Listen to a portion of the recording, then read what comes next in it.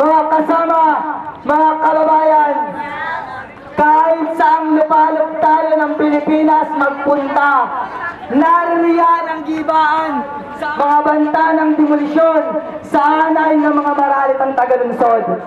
Naririyan, nakasunod ang kawalan ng trabaho, kawalan ng lupa, kawalan ng katarungan sa malawak na mamayang inaapit pinagsasamantalahan. Lupo ng kabataan ngayon nagtumpukan. Ipo na tugmaan, babalandra ng tumpukan. Kahit walang banda, may tugtugan. Ngayon magtatagisan, mainam na talastasan. Ating pag-usapang buhay na nararanasan. Ng linya ay aago sa ating bigkasang bayan. Ako ang tatapos, inyo nang simulan.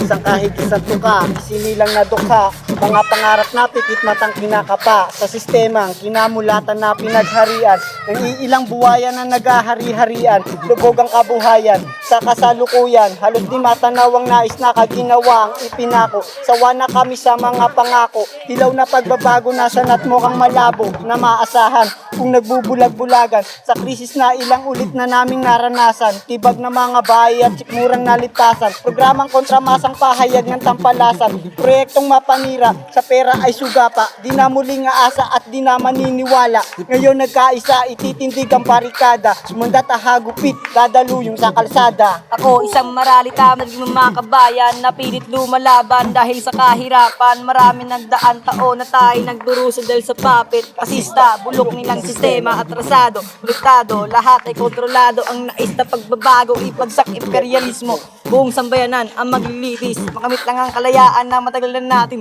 naninanais, babae o lalaki, lahat ay aatake, durugin ng kaaway ng mga masang militante, isulong himagsikan, pasismo ay labanan, ding hindi mapipigilan ng aklasang makabayan, lahat magsama-sama, lahat magtulong-tulong, sa bawat laban ng hinaharap, hindi yung urong, buong presa ng masa ang tapos ng lahat, revolusyon, solusyon, sistema ay ibaon. Napapansin ka ba sa sitwasyon ng ating bayan? Ating mga kahilingan na bibigyan bang katuparan? Nasaan ang sinasabing daan taon ng kalayaan kung hanggang ngayon ang bayan ay hawak ng dayuhan? Pabilis na kalimutan parang petsa sa kalendaryo kapag ang hinaing ay usapin ng pang-agraryo. Mga kamay na nagmimina ng ginto ngunit nakakamit lamang ay kapiraso ng tanso, ekonomiya, politika pati ating kultura. Kanilang tinatalikuran na para ba sinasulang bahala maunang magpantay ang ating mga pwersa bago magpantay ang aming mga tinatahak, handa sa pakikibaka, mga baray papalitan ng mga nagliliyab na bala kasabay sa himig ng ating paglaya. Mura ang mata't isipan sa tunay na kalagayan ng ating lipunang kinawawat pinahirapan ng dayuang estado, mga batas manipulado, naglang sa pag-asenso kung na nagsasakay sinasako, halos di makaaon, ang isipan ay nilaso sa krisis ng sistema makibaka at umako, sa irali na katapangan, mga hasta yung lumaban, talusin ang gahaman at taas sa ating lipunan, pulitong almas sa datay, papel at lapis, kagutaan mga kabayan sa mga udas ay maglilitis, bitang pananaw, nababayo sa mga halimo, sabay sa kustas ng gitara, mag-organisa hanggang magtukaw ang damdam, pagalabin para baguhin na patubusin, ang mapang-aping kalaban, huwag mga pagkasiwa sa atin, himbukin mabobilisa para sa tunay na soberanya at wadyang kumasa pa sa mga bulok ng sistema. Ilang beses nang sinupin at lantarang init yung mga maralita ngayon bumalik ko sa tanin yung mga katagal na dadaluyong at hindi pasisiin na di kayang pasukliin na matatalim na pangit patakaran na panloob at panlabas sinasamantala kapangyarihan at tanging dayuhan ang nagdidikta kaya ngayon ay nagpasyayo sulong ang diba hanggang makawala sa tanikala. Meron akong tanong kaso walang sumasagot, kaya halos namanot na ako sa pagkakamot sa mga paliwanag na hindi ko pa rin maabot. Sinong dapat kumamot? Sinong ang nasasangkot sa likod ng mga kaganapan natin sa Pinas? Ewan ko kung ba't ganun ayaw lumambot ang tigas, kaya kahit na ikaw ay magmakaawa, asaka mong mamamatay ka lang, ang iyong bunganga ay nakanganga sa kahit kita ay sa kasagutan na hindi binibigay at tayo pinagdadamutan sa kung anong dapat sa atin, dapat na bang isingin? Ewan ko ba ano ba ang ating sasabitin balang araw kung sakaling ganito na ngayon, sana'y bigyan nyo lang naman ng ng pagkakataon dahil matanda't mga bata ang siyang nakakawawa. Sino bang may sala? Diyos na ang bahala.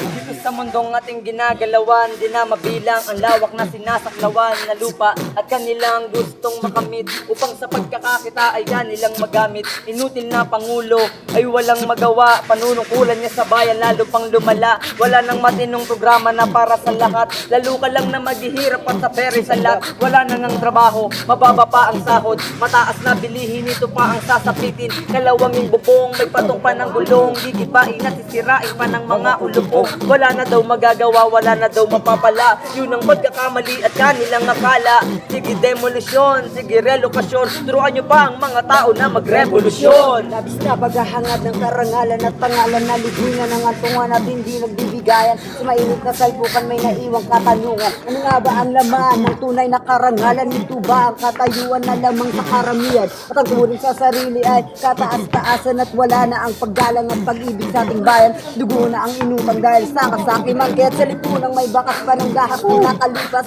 Kabataan magaklas, yan ang tanging maglulunas. Bayan natin ay iligas, ilayo sa mga ahas. Sa politikong ungas, sabay-sabay tayong babangas. Ipunin ang elemento na panlaban sa pasismo. Tapang natin ipakita bilang bagong berkasyo lalakbayin ang kanayunan. Saan nasisilayan ang sulidong katibayan. Nabuhayang ni magsigan, nakasalukuyan. Huli ay patunayan na pag-asa ka ng bayan. Tara na sa digmang bayan.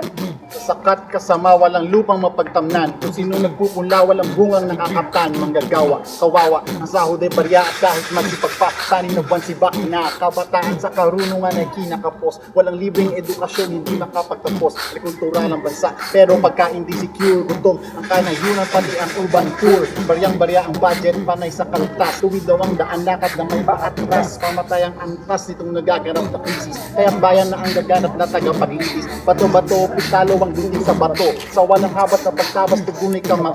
Progresibong politibong, walang katatakutan baklasin sa lagi. Kawalang pananagutan, tayo raw ay panggulo. Sa lipunong payapa, pero kung hindi tayo kilo, sino nga ba kawawa? Tayo'y nasisipag at nagsisikap naman talagang hindi sapat ang pagbabagong individual. Sama-samang pakisipan lamang ang solusyon. Panagutin ng sala at ang obligasyon. Igiit ang katarungan at ang karapatan. Walang mali sa paglaban, may mali kaya lumaban. Salikang kaunlaran, napakaganda pakinggan. Ngunit sa pag-ulan, kasama nga ba kami dyan? Kasunduan ko sa paglilikado ng trabaho at magtatayo sila ng mga establishmento at tiyak daw ang asenso ng bawat isa na matapos ang proyekto. Di na kami kilala, sino nga ba talaga ang tunay ng nakikinabang? Mga tahanan naming ligi ba na lamang na tila walang hangganan, inyo pa nga abuso. Mga serbisyo, ginagawa nyo ng negosyo at sino ang dapat managot sa kaliwat kanan? Di ba ano, sino bang mga sangkot? Nasaan na mga bugot na kunwari tumutulong sa gitna ng labanan, bigla-bigla naman urong bakit di makikulong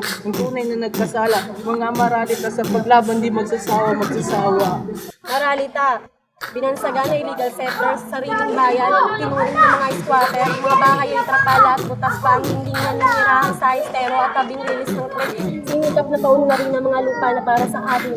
Tagal na iningatan, tapos bigla nyo nakakagawin. Aming lugar, isa daw danger zone. Pati dilipat nyo kami doon sa dead zone. O baka naman, gusto nyo lang kami ibukol. Pagkat sa mayayaman kayo naglilingkod. Lahat kayo nakatalikod pag kami ay nahihiling. Basta kailan nyo ba lulutasin? Kailan nyo balak pa rin ang inyong mga pangako, mga sinumpaan sa taong bayan ay naglaho. Kaya tayo nang lumaban para sa ating unang bayan. Sa imperialismo, sulungan ng bayan. Tagal ng panahon, natuluyang binaon, niluloko ang bayan na tayo kinakahon. Milyong pagkakautang ay ating tinatanong, kailan pa ba maititigil ang panahon ng tagutom? Ang lupa, sa trabaho at karapatan na isa-isang ginapos sa kanilang kapararakan. Huwag natin palalampasin ang kanilang kataksilan, tuluyang gapiin ang kanilang kasakiman. Kaya't magulat, magorganisa at magpakilos, labanan ng kalagayan na sadlak sa hikahos at isa-isip na tayo ay merong magagawa upang di na muling maging alipin at maging alila. Wag na magwalang bahala, simula ng pagbabago, baklasin mo kadena ng pasismo ng estado. Ito na ang hudyat, karapatan na ipaglaban na sa atin ang lakas dali ng boses na lansangan.